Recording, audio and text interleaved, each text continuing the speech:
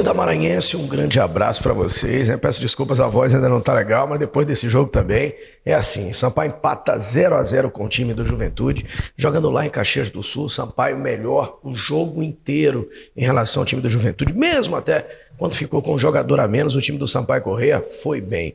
Primeiro tempo, o Sampaio mandou na partida.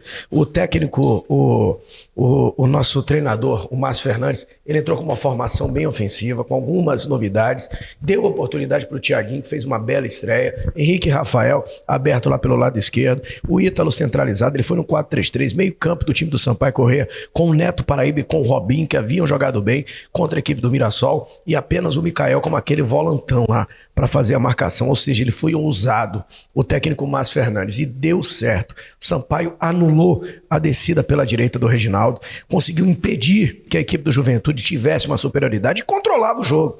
Controlava o jogo. Vem o lance do cruzamento na área, o Rafael Jansen sobe para tentar o cabeceio, jogada de ataque da equipe do Sampaio.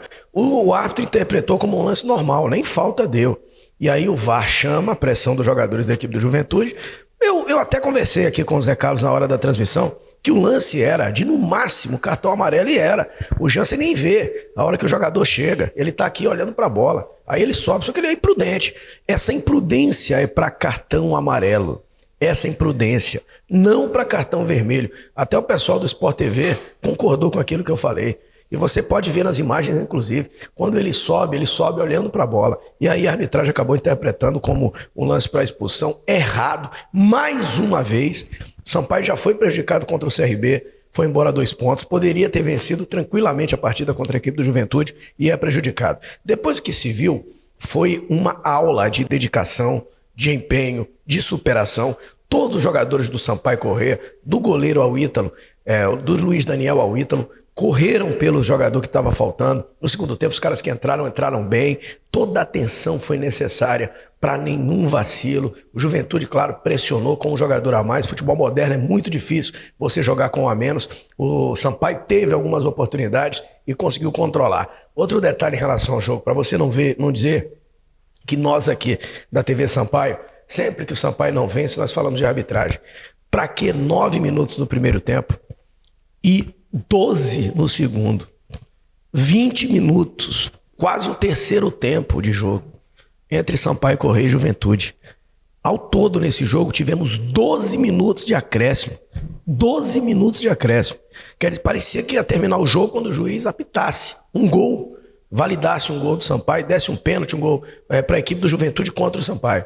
Felizmente, isso não aconteceu. Vamos trazer agora a repercussão do resultado com o Anderson Melo, direto do Rio Grande do Sul, ouvindo os personagens da Bolívia Querida, ponto que faz com que o Sampaio abra mais um em relação à zona do rebaixamento. Estamos a 5 pontos do primeiro time da zona e vamos encarar o Guarani na próxima rodada.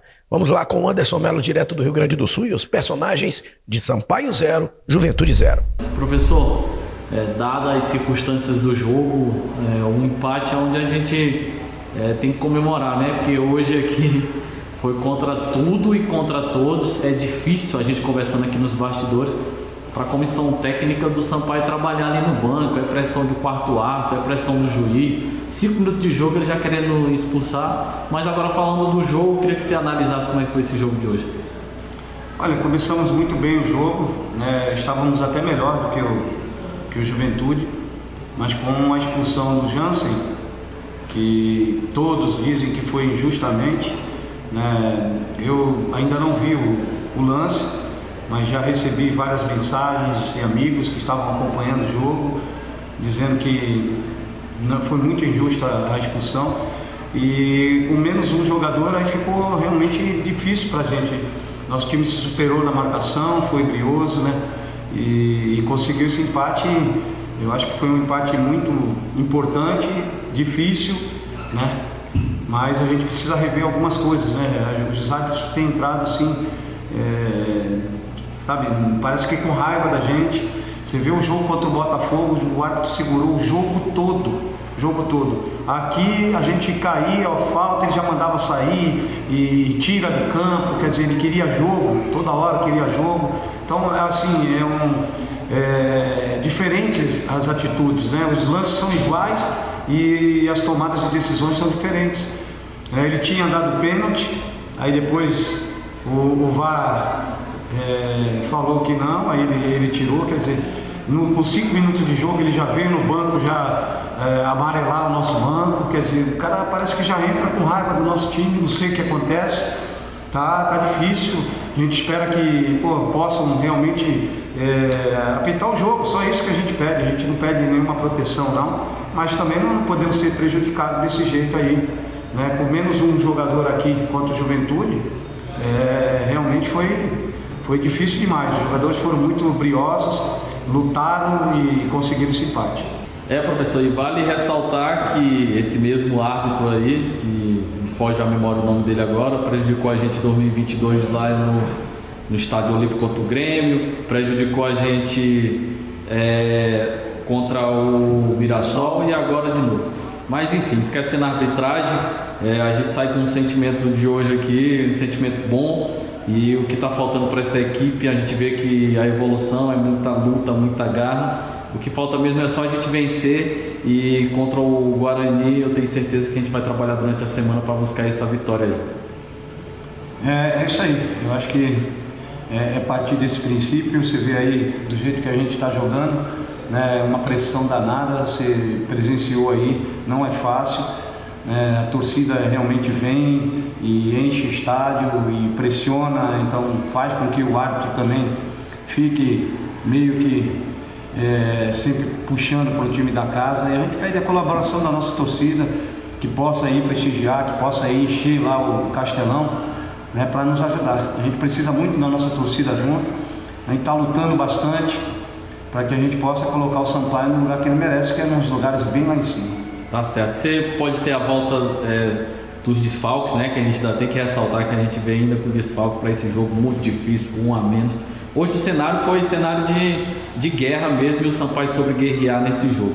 A gente pode ter a volta aí do Ferreira, tem o Pará, o Pimentinha, a questão da conjuntivite, aí a gente pode ganhar também reforço aí pro Castelão, né, professor? São jogadores importantes, jogadores que podem nos ajudar, né? E vamos pensar, vamos ver como que eles vão estar, como é que eles estão reagindo, e aí a gente tomar decisões, né? Mas o importante é que a gente pode ter bastante jogadores à disposição. Valeu, Anderson Melo, muito obrigado. Agora vamos ouvir o Zé Carlos Teixeira. Ele esteve ao meu lado nos comentários de Sampaio Corrêa 0, Juventude 0. Minha gente, o Sampaio deixa o Rio Grande do Sul, Caxias do Sul, trazendo apenas um ponto após o empate diante da equipe do Juventude. Um jogo este que foi um empate com sabor de vitória para a representação do Sampaio Corrêa, porque o Sampaio estava jogando bem, mas quase ali por volta dos 30 minutos, o Sampaio teve que se virar apenas com 10 homens, porque tivemos o Rafael Jansen, zagueiro de área, expulso pelo árbitro da partida, o Jefferson Ferreira de Moraes, juntamente com o homem do VAR, o Márcio Henrique de Góes.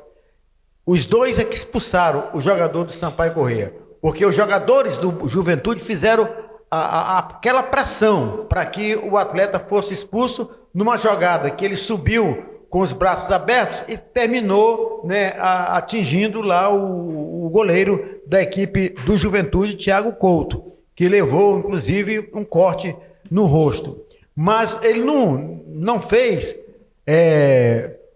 a propósito, o próprio jogador do Sampaio. Aquilo ali foi uma infelicidade no lance que ele subiu junto com o próprio goleiro que tinha falhado no lance, por sinal. O Sampaio teve esse jogador expulso, o seu zagueiro de área, o que fez o Márcio Fernandes, colocou o Mikael como volante para poder encerrar, que era volante para a quarta zaga, fortalecendo o setor defensivo, mas enfraquecendo aqui o setor do meio campo, porque o Neto Paraíba não é primeiro volante. E o Sampaio Corrêa levou sufoco, inclusive jogando com 10 jogadores, portanto, durante os 15 minutos do primeiro tempo, e mais aí o acréscimo, que ele deu 9 minutos de acréscimo devido à paralisação para a consulta do VAR, que demorou muito. E quando demorou, o árbitro estava em dúvida. E quando vê a ordem lá de cima, manda quem pode, obedece quem tem juízo, o árbitro terminou expulsando o Rafael Jansen. veio a etapa complementar. O Márcio Fernandes conversou com seu grupo de jogadores durante o intervalo do primeiro para o segundo tempo e já veio reforçado com o setor defensivo, colocando o Gabriel Furtado no lugar do Henrique Rafael, atacante. Fortaleceu o meio-campo e também o setor defensivo do Sampaio Corrêa Futebol Clube com o Gabriel Furtado e também com o Maicon voltando, aliás, o Micael voltando para atuar como primeiro volante. O Sampaio suportou. Teve lances de pressão do Juventude, só que o Juventude não pressionava, mas não tinha aquele lampejo de finalização a gol. E terminou o Sampaio Corrêa trazendo para São Luís do Maranhão apenas um ponto com sabor de vitória. Teve um lance que o árbitro da partida, os jogadores do Juventude pediram pênalti no lance que Nenê foi pelo setor esquerdo, né, do ataque do Juventude e deu para trás. Quando deu para trás, a bola pegou na costela do jogador do Sampaio Corrêa Futebol Clube. E os jogadores foram, o Nenê foi lá gritando, pênalti, foi mão e tal. O árbitro foi lá, checou e não deu pênalti. E graças a Deus o Sampaio trouxe para São Luís do Maranhão esse pontinho. O Sampaio saiu da 15ª colocação que estava aí e ficou para a 16ª. Por quê?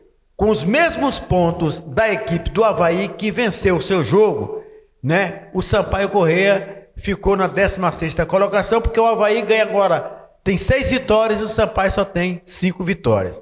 Agora resta para o Sampaio Corrêa 7 jogos em casa e 7 jogos fora de São Luís do Maranhão. O próximo compromisso será no sábado, no estádio do Castelão, contra a equipe do Guarani, que também vem de uma vitória fora de casa. E vamos pedir mais uma vez, local de torcedor do Sampaio é o estádio Castelão. O Sampaio, mais do que nunca, precisa do seu incentivo, do seu torcedor, até porque o Sampaio sempre é pressionado fora de casa, com pressão da torcida adversária. O exemplo está aí, ó, a torcida do Juventude pressionou, os jogadores pressionaram a arbitragem também, e o Sampaio Corrêa soube trazer, inclusive, o empate contra o Juventude, que foi o sabor de uma vitória. O Juventude não teve competência para vencer da equipe do Sampaio Corrêa Futebol Clube. O Sampaio, mais um empate. O Sampaio está agora 9 jogos, que não sabe o que é o sabor da vitória. E vamos para sábado, no estádio Castelão, em busca dessa vitória contra o Guarani, que será importante para a equipe boliviana nesta reta da Série B do Campeonato Brasileiro. É isso aí. E é isso, galera. Queria agradecer a todos pela gigante audiência. Muito obrigado. Vá se inscrevendo no canal da TV Sampaio PagBet. É sempre bom ter você, hein? Tomara que na segunda-feira a gente possa se encontrar com a voz melhor, meio-dia no Sampaio em Foco, hein? Dê like, se inscreva, aperte o sininho de notificações e vambora, Sampaio!